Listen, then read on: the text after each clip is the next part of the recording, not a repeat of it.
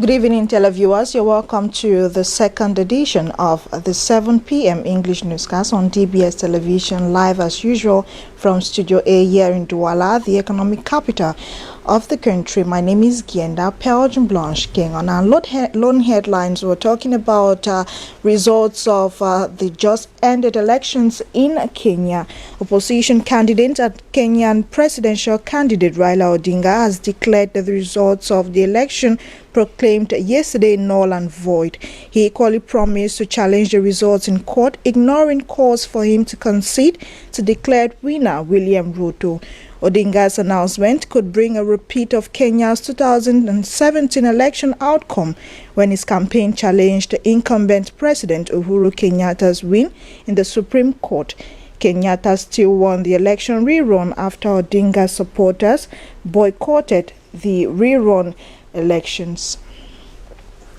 Away from that, let's now still talk about relationship between Mali and France since the takeover in August last year. Soldiers belonging to France is back in operation have left the Gao military base in Mali since relations between Paris and Bamako have been threatened following their switch to military rule. Details of this and more compiled by BrigadeAntiSardinard in the following report. The last French soldiers of the Barkhane anti-jihadist force left Mali on Monday after 9 years of presence against the backdrop of stormy relations between Paris and the ruling committee in Bamako. French forces have supported Mali against insurgents for nearly a decade, but President Emmanuel Macron decided to stand down after France and the Malian junta fell out following a military takeover in August 2020. After ties ruptured between Paris and the ruling junta that took power in Mali in August 2020, France began withdrawing its troops in February as jihadist violence surged in the Sahel. France has had to remove from Mali 4,000 containers and 1,000 vehicles, including armored vehicles, in the Sahel, which the Russian paramilitary group Wagner, a new ally of Bamako, is struggling to contain. According to the French military, at its peak, Barkhane had 5,100 personnel in the Sahel. Around 2,500 French personnel will now remain in the Sahel, more than 1,000 of them in Niger, mainly providing air support. A contingent of Burundian army have been deployed to east of the Democratic Republic of Congo to track down local armed groups recalcitrant to the return of peace in these parts of the country so much wanted by heads of states of the community of East Africa. BrigadeAntiSardinard once more. The Congolese army has announced that a contingent of the Burundian army has been deployed in the east of the Democratic Republic of Congo to track down local and foreign armed groups active in the region. The deployment has been agreed by the head of state of the Community of East African States as part of a joint process to put an end to violence in the east of DR Congo. The Burundian contingent has been placed under the command of DR Congo's armed forces in the Uvira region that borders Burundi. Congo has been afflicted by militia violence for decades, particularly in the eastern borderlands with Burundi, Rwanda and Uganda, despite the official end to a civil war that drew in regional forces in 2003. The head of military operations in South Kivu province, General Ramazani Fundi, called on the population to calm down and to collaborate frankly with the loyalist forces in order to put an end to this activism by irregular forces. At the start of the year, local officials and civil society denounced the entry of Burundian soldiers into Congolese soil, demanding an explanation from the authorities. The mineral and resource-rich DR Congo is plagued by more than 100 armed groups in the east, most of which are a legacy of two regional wars nearly 3 decades ago.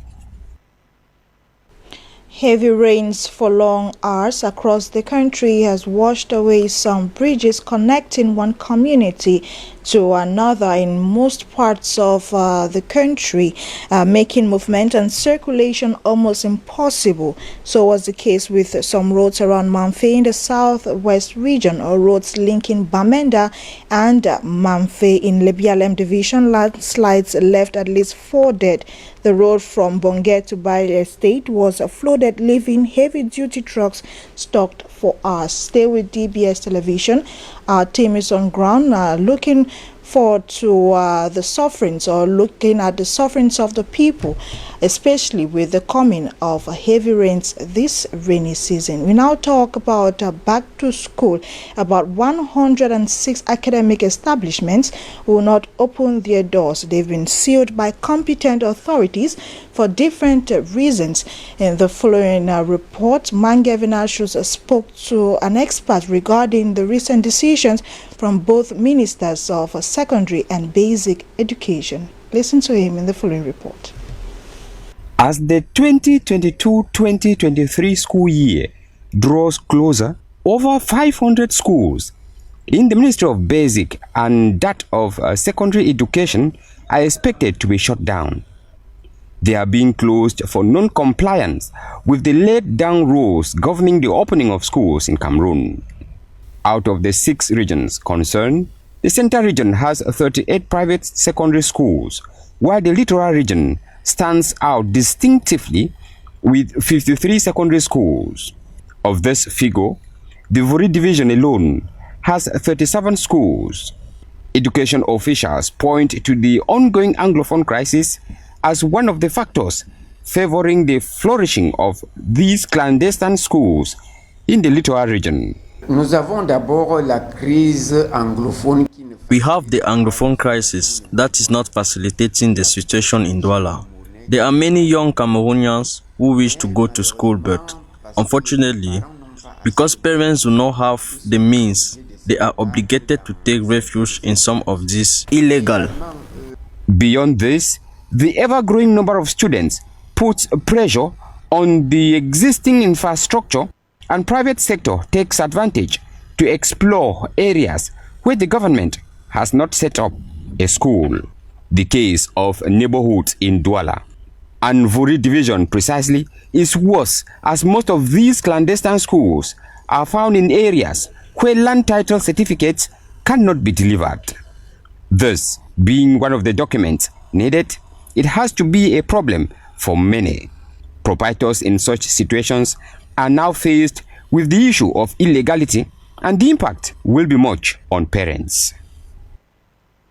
Few weeks away from the new academic year, parents and guardians have already started early minute buying of didactic materials to avoid rush hour, especially when it is time for school resumption. DBS TV visited some markets here in Douala, the Littoral Region, where vendors are complaining that the recent hike in prices is not making things easy for them. It is making things difficult and has greatly affected sales this year. Get details compiled by student on internship, Chabda Hilary. 2 weeks to school resumption and the market is still scanty. Booksellers face difficulties in selling their products, for they don't have customers. On the other hand, customers are complaining that school books and bags are expensive compared to the previous year. From what I'm seeing, it seems like the price have increased, because the room of paper we usually buy for 2,500, we have now increased to like 3,500, 3,000. A lot of things have gone up in price, both books and school bags. You know, even food items, is everything, not only school bag. So things have gone up, but we are trying to, to mean things together so that they can be able to at least afford to buy the bags and the books. According to a bookseller who decided to remain anonymous, parents are really preparing for 2022-2023 back to school. Recurrent insecurity and constant conflicts between armed individuals and denizens here in Douala is now a reason for the people to worry, especially as individuals say armed men have been seen combing the area, threatening the peace and security of denizens. They are, however, calling for competent authorities that be to assist them fight against this insecurity that is trying to take away their sleep and joy as citizens of the country. Ekokoberemi Karo talks about recent attacks carried out by microbes or members of armed groups that have found themselves in Douala. The insecurity rate in many cities in Cameroon has become a cause for concern, especially in Douala, where fraud, theft, and many other crimes have become the order of the day. In many neighborhoods, pickpockets, thieves, kidnappers, and drug dealers are making life uneasy for many inhabitants in Douala. A resident in Oya confirmed seeing a group of thieves attacking people with knives, machetes, and other dangerous objects at night, a group he identified as the microbes. According to Mary Tamak, a sociologist, many youths indulge themselves in such crimes because of the high unemployment rate, the role of the government in managing certain social cases, the influence of the social media, and also the fact that when these criminals are being caught and handed over to forces of law and order, they easily get bailed and continue harassing the population. He says if care is not taken, these youths will continue with this act in an increasing rate. For solutions to this phenomenon, the population is calling on the justice system to be just in their judgments and the forces of law and order to carry out their jobs fairly. The ambassador of the Socialist Republic of Vietnam to Cameroon has ended his first official contact tour of Cameroon. The diplomat met with different ministers and Cameroonian businessmen to present cooperation opportunities between both countries. Ate Bonaventure. The Ambassador Extraordinary and Plenipotentiary of the Socialist Republic of Vietnam, His Excellency Luong Quoc Tin, makes his first official tour to Cameroon. His first stop is at the Ministry of External Relations, where he presents his letter of credence to the Minister, Le Jeune Belambela. Your Excellency, the Minister of External Relations, I have the honor to present to you the letter of people of my loving sister, the copy of credential, whereby His Excellency should hope President of the Socialist Republic of Vietnam agree me to His Excellency Paul here. Both men would have a diplomatic chat before his departure to the Ministries of Trade and Economy to present business and investment opportunities between Vietnam and Cameroon.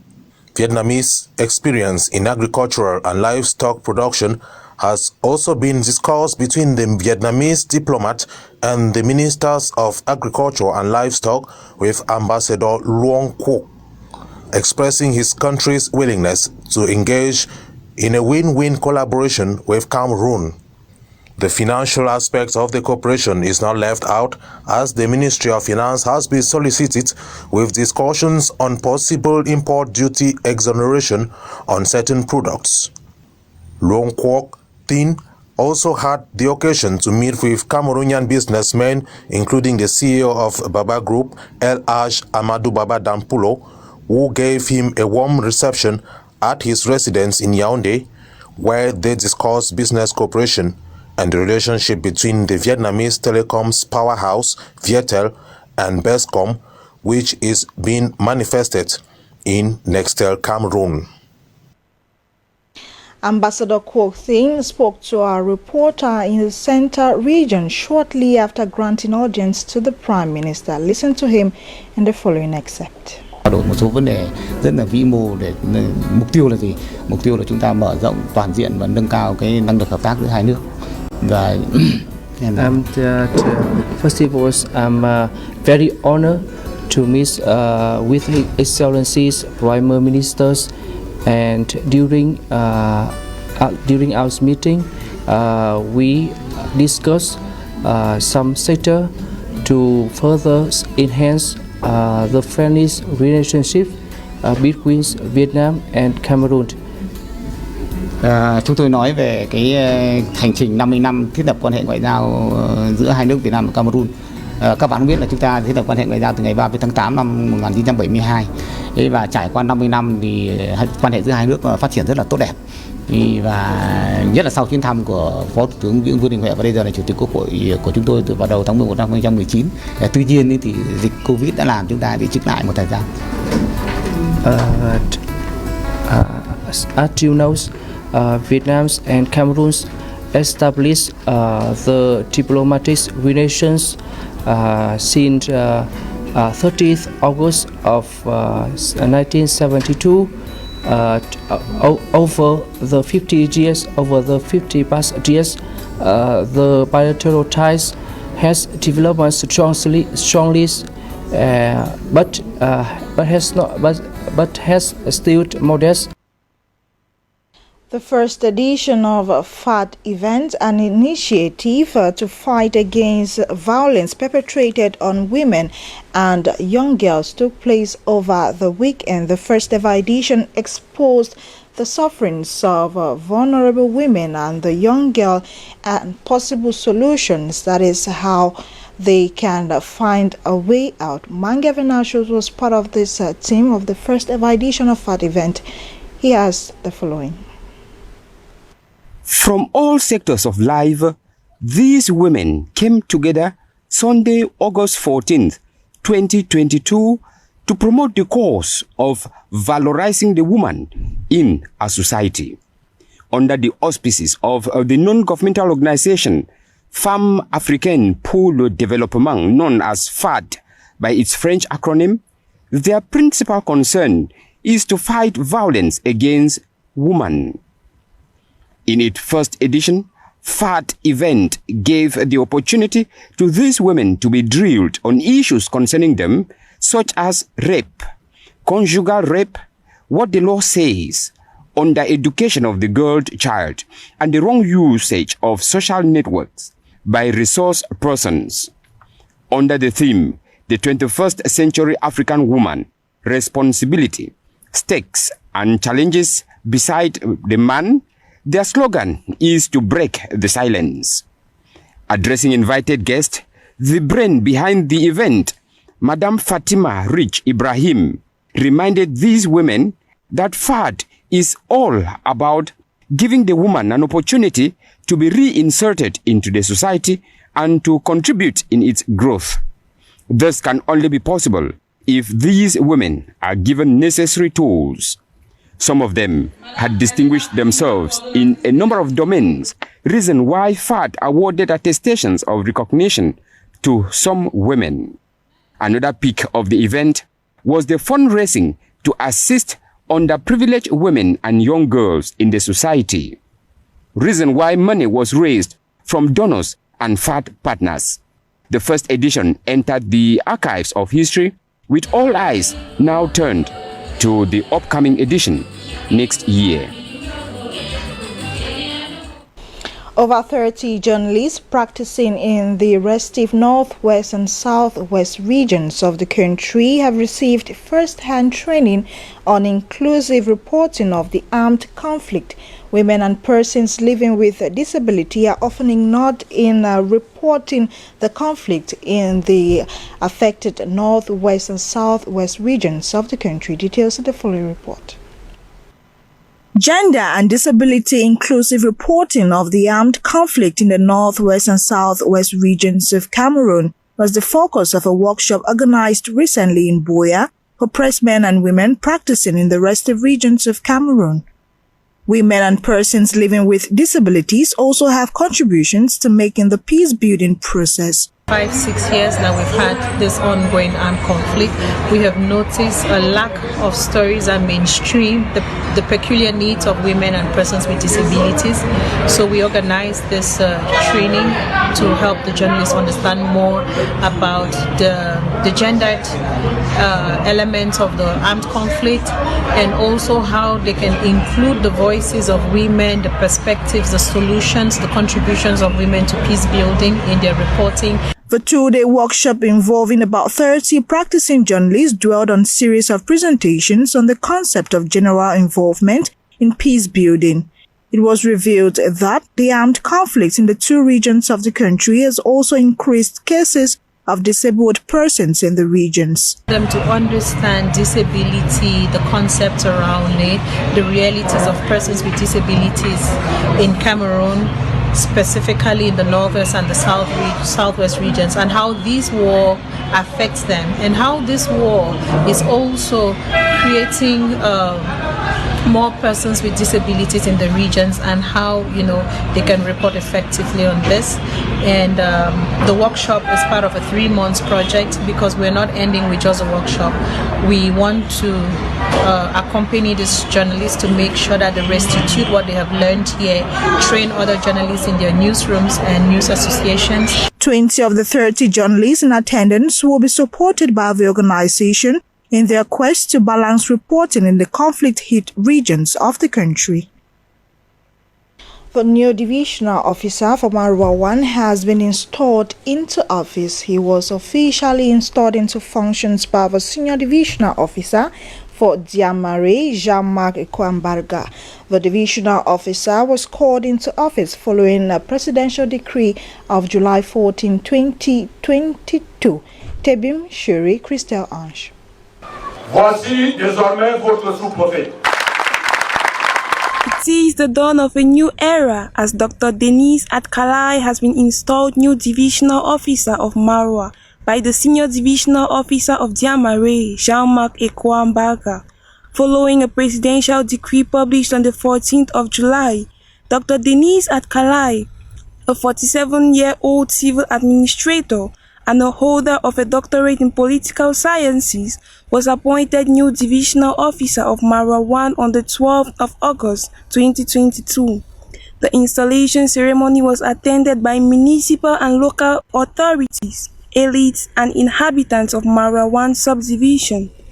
Jean-Marc Ekwambarga, in his speech, calls on Dr. Denise to work hand in glove with the inhabitants in order to eradicate disorder and theft which have become rampant in the said locality. The newly installed promises to put in more effort and giving his best in order to restore peace, order and stability in his area of jurisdiction. Dr. Denise Atkalai replaces Joseph Densu, who has been called to serve as divisional officer in Pitwa, North region of Cameroon. It is time for discovery. Let us go on a tour of the Amara region in northern Ethiopia, known for its unique rock-cut churches, which dates back to the 12th and 13th centuries. Many of these churches are connected by tunnels and trenches. Enjoy.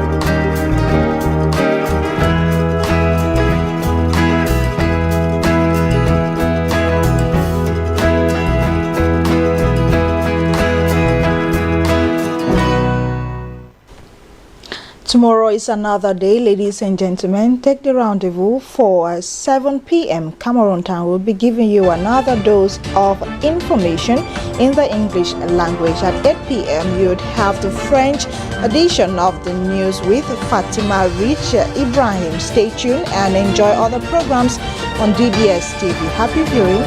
Good night.